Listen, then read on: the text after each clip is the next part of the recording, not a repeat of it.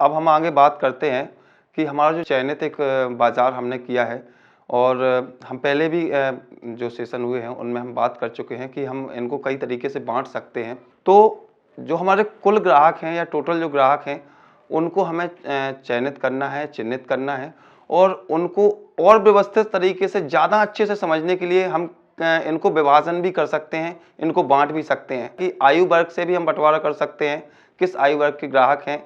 और दूसरा बँटवारा हम लिंग के आधार पे भी कर सकते हैं, वहाँ की भौगोलिक स्थितियाँ क्या हैं, क्या परिस्थिति हैं, उनके आधार पे भी कर सकते हैं। इसके बाद हम कुछ सामाजिक बँटवारा भी कर सकते हैं कि सामाजिक वहाँ की क्या स्थितियाँ हैं, क्या परिस्थिति हैं, उनको भी देख सकते हैं। आय के आधार पे भी बँटवारा कर सकते हैं या अलग-अलग जगह की अलग-अलग कंडीशन हो सकती हैं, तो उनको भी हम बँटवारा करके और एक लाइन बनाते हैं, उससे समझते हैं कि हम कैसे ग्राहकों को अट्रैक्ट करेंगे और हमारा जो मार्केट है, जो हमने चिन्हित किया है, चयनित किया है, उसमें हम कैसे ग्रो करेंगे आगे। तो चलिए अब हम इसको आगे समझते हैं और इसी बँटवारे के आधार पे आगे और अंदर जाते हैं, डीप जाते हैं और इसको पढ़ते हैं। तो इन 4 विभाजन जो हमने 4 तरीके से किया है और हो सकता है कि आप लोग और भी तरीके से विभाजन कर सकते हैं। मेंटर्स इस बात को समझ सकते हैं कि और क्या आपके वहाँ की कंडीशन है, उनके आधार पर और ज़्यादा विभाजन भी हो सकते हैं, कम भी हो सकते हैं। तो इसको आप अपने स्तर पे भी देखना है और इन 4 तरीके से विभाजन करने के बाद निश्चित रूप से हमारे सामने कुछ सवाल भी आते हैं और उनको हमें समझना, जानना बहुत आवश्यक है। वो सवाल क्या हो सकते हैं, कैसे हो सकते हैं? तो कुछ सवाल हैं जो हम कोशिश करते हैं आपको बताने की। जैसे पहला सवाल आता है कि आपके उत्पाद को कौन लोग खरीदेंगे? जैसे मैं एक एग्ज़ाम्पल देता हूँ कि आपकी स्टेशनरी की दुकान है, तो स्टेशनरी की दुकान पे कौन लोग आएँगे? तो 2 लोग आ सकते हैं, एक तो बच्चे आ सकते हैं जो पढ़ रहे हैं, दूसरे बच्चों के पेरेंट्स भी आ सकते हैं। तो दोनों हमारे ग्राहक हुए। तो इसके बाद जो दूसरा बिंदु है, वो है कि हमारा जो उत्पाद है उसका जीवन चक्र क्या है? जैसे बहुत सारी वस्तुएँ होती हैं, अगर मैं बात करूँ कि मुझे कपड़े खरीदना है, तो हो सकता है मैंने एक बार कपड़े खरीद लिए तो 1 साल तक मैं फिर कपड़े नहीं खरीदूँगा। इसके बाद अगर दूध की बात करें तो वो हमें पर डे चाहिए। अगर हम घी की बात करते हैं तो 1 महीने में 1 बार चाहिए। शेविंग क्रीम हो गई, बहुत सारे उदाहरण हैं।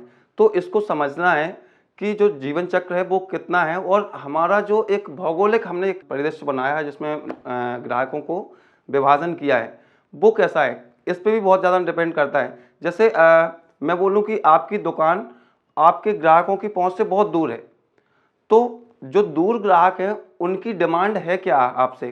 हो सकता है कि उनकी डिमांड कुछ ऐसी हो जो रोज़ चाहिए या कुछ ऐसा भी हो सकता है कि जो उनकी जो डिमांड है वो महीने में या 3 महीने, 4 महीने में चाहिए।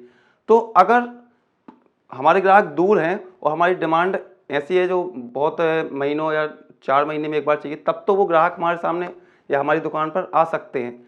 लेकिन वही वस्तु उन्हें रोज़ चाहिए, तो फिर वो शायद हमारे यहाँ तक आने में असमर्थ होंगे। तो इसके आधार पे भी आपको समझना है, उत्पाद का जीवन चक्र है, उसको हम कैसे देखें और कैसे ग्राहकों को संतुष्ट करें। इसके बाद तो हमारे जितने भी ग्राहक हैं उनकी संख्या कितनी है, इसका विशेष ध्यान रखना है। कई बार होता क्या है कि हम दुकानदारी स्टार्ट कर देते हैं और हमें एक्चुअल पता ही नहीं होता कि हमारे यहाँ ग्राहक हैं कितने, क्योंकि 2 तरीके के ग्राहक हैं, हम पहले ही बात कर चुके हैं। एक ग्राहक वो होते हैं जो परमानेंट हमारी दुकान पे आते हैं, एक ग्राहक वो हैं जो सिर्फ आते हैं, उन्हें पता नहीं किसकी दुकान है, क्या खरीदना है, आए, लिए और चले गए। इस चीज़ का ध्यान देना है कि जो हमारे ग्राहक हैं वो हैं कितने, संख्यात्मक एक हमारे पास एक डाटा होना चाहिए, कितने ग्राहक हैं। इसके बाद हमारा अंतिम जो प्रश्न उठता है वो वह है कि आपने अपने जो उपभोक्ता हैं उनको विभाजित किया है और विभाजित करने के बाद हमने देखा कि कौन से ग्राहक किस तरीके की वस्तु खरीदेंगे। तो उनकी डिमांड के हिसाब से हमें वस्तु का, अपने प्रोडक्ट का मूल्य निर्धारण करना है, गुणवत्ता भी निर्धारित करनी है और पैकेजिंग पे भी विशेष ध्यान देना है।